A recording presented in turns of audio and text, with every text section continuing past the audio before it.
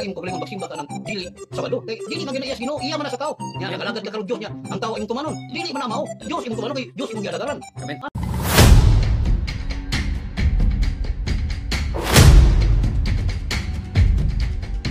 Sa Dios lang gid ta dapat mo sunod. Sumala pa sa itong mga higalang member sa Seventh-day Adventist. Pero matingala ta ba, kung tinuod gyud ang ilang gisulti nga sundon gyud ang Dios, nganong sila mismo wala man nagpasakop sa relihiyong Judaismo? Nganong sila mismo wala man misunod sa kanibitang full nga implementation sa pagsunod sa gitawag og sugo? Kaya balang kasulatan manggod kan mga nagpahulay sa adlaw ikapito nato ang tan-awon, again ang nangulo pare, ang silaha pastoy, ang nangulo nakasutana, ang silahan naka-Amerikana. Pagkahuman na ay altar ang naa sa Biblia, ang sila walay altar, pudyom ang naa.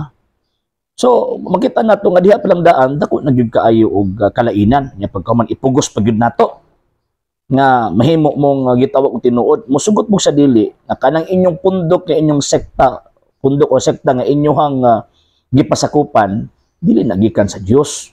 Kung tinuod gyud nga nisunod mo sa Dios, dapat biyaan ninyo ng punduka. Kay ang Seventh-day Adventist gitukod ng mga Amerikano og walay koneksyon sa Dios. Number 2, ang paninyo kinahanglan daw gid sundon kadtong adlaw ikapito sumala sa balaang kasulatan. Remember ang kasuguan kung nato ang tan-awon gihatag sa Dios ang sugo sa iyang unang katawhan. Ang naay kagahom nga mo implement ni ana mao ang gitawag og relihiyong Judaismo. Gani kung nato ang tan-awon ng balaang kasulatan, daghan kayo sila gipanghatag nga mga ordinansa nga pamaagi nga mo na siya ang murag silbi implementing rules and regulations sa sugo nga ilang nadawat gikan sa Dios. Nga naman, kasi sila man ang authority, kumbaga. So, buti pasabot, ang sugo nga gihatag sa Diyos dito nila, interpreted according to their customs and tradition. So, mo na nga, kanang adlaw ikapito, at ang basahon ng balaang kasulatan, sa mga Hudyo, wala tay gitawag og supak. Og uyon taana dito sa mga Hudyo.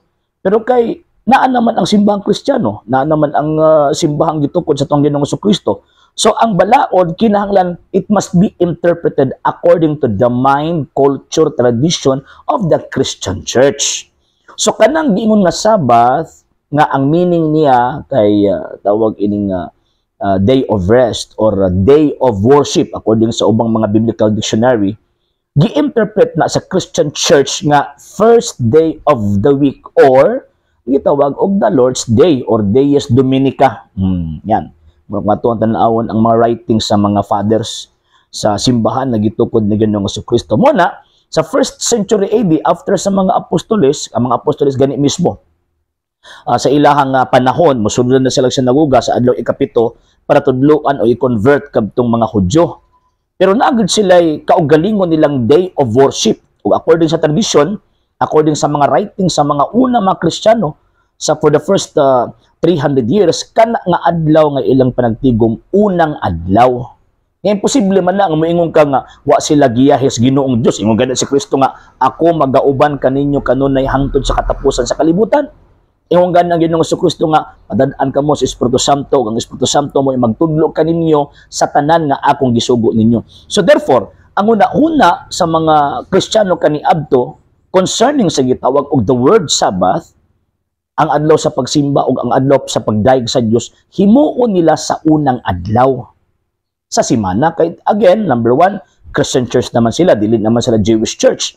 Number 2, ang interpretation sa Jewish church o sa Christian church managlahi in terms of Sabbath. Nga naman, kay sa tanang gitawag og mga sugo sa Dios, katong napulo ka sugo, kana lang word, kana lang tawag anong Sabbath, nga naa kay i-implement kung baga.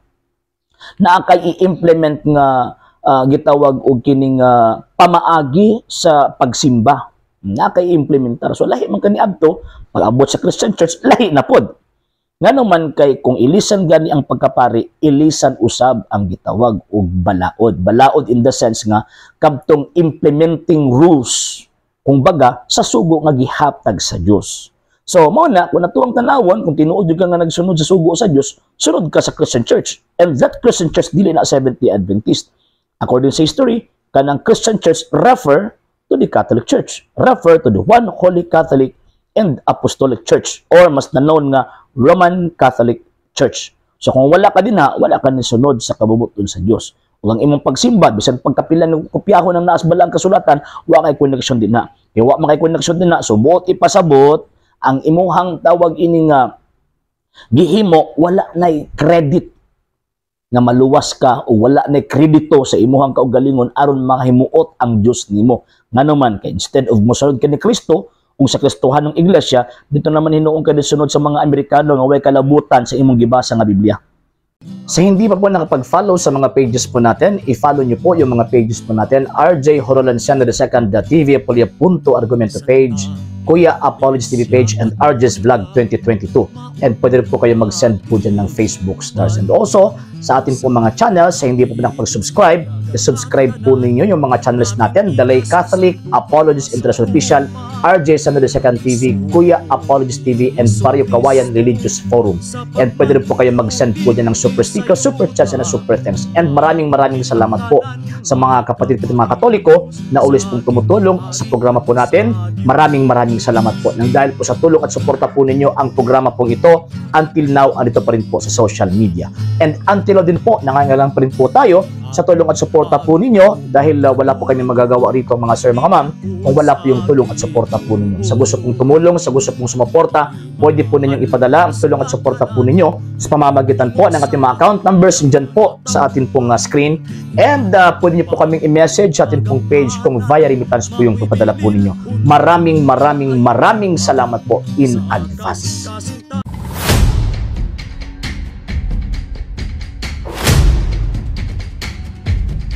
Pilipino, simbolo ni sa dugo ni Kristo ni iula dito sa cross. Mao ni ang hustong nga Santa Cena guys o communion service. Ang bino imnon na sa pastor o sa mga membro. Dili para sa Katoliko, ari ra miinom. O nga gihimong literal nga dugo imbis nga simbolo sa dugo ni Kristo. Simbolo ni salamat ni Kristo, duha ka taon. Kanina Pino, simbolo ni sa dugo ni Kristo ni iula dito sa cross alang sa atong mga makasasama. Dungan ta sa Panginoon.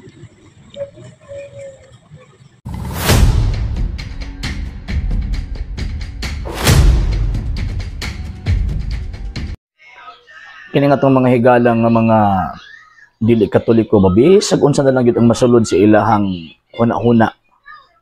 Didyo ka makabasa din sa balaang kasulatan nga ang bino simbolos dugo ni Kristo.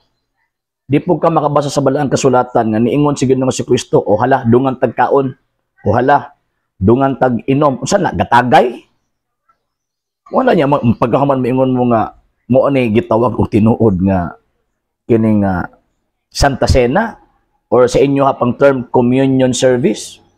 Binotbot man lang inyo, and at the same time imbento na sa mga Amerikano. Dili na mo inakasulat sa balaang kasulatan o sa tradisyon sa mga disipulo sa gitawag og mga apostol after the 1st century AD. Magbasa ra gud mo og kanang mga writing sa mga fathers sa Christian church for the early first 300 years. Kana ba di ang gibuhat? Kung kana ba nang gibuhat sa inyong mga pastor kanang nalatid sa kasaysayan sa mga disipulo sa mga apostol? Dili oy. Nagtagay ang mga apostol. Anong pari raman ang moinom kay pagpadayag ka na nga kanang maong ilang gibuhat paghamdom na sa gihimo na Ginoong Kristo sa dayag nga dili madugo ang sakripisyo. Pari ang mahimo ana dili gitawag og pastor kasi Kristo ang apostol ug pangulong pari sa pagtuo. Hebreohan kapitulo 3 bersikulo 1 hangtod sa 2. Nganong ang mga tawag ini nga pari lang pud ang moinom tungod kay ang gipasahan ni Kristo sa paghimo sa ingon mga pari man, mga apostol. Di man ka makabasa diha sa balaang kasulatan nga apil to mga nanambong gawa sa mga apostol gipainom. Lay, di ka makabasa. And secondly, ang Kristo dili makakon. Ingon pa niya, this is my body, this is my blood. Mao kini nga akong lawas, mao kini akong dugo. Never nasulti nga tong Ginoong Kristo nga mao kini ang simbolo sa akong lawas, mao kini ang simbolo sa akong dugo. Imbento na po ng Protestante. Imbento na po ng mga Amerikano inyong ipakaon sa tong Ginoong Kristo. Wa mo mga uwawa na.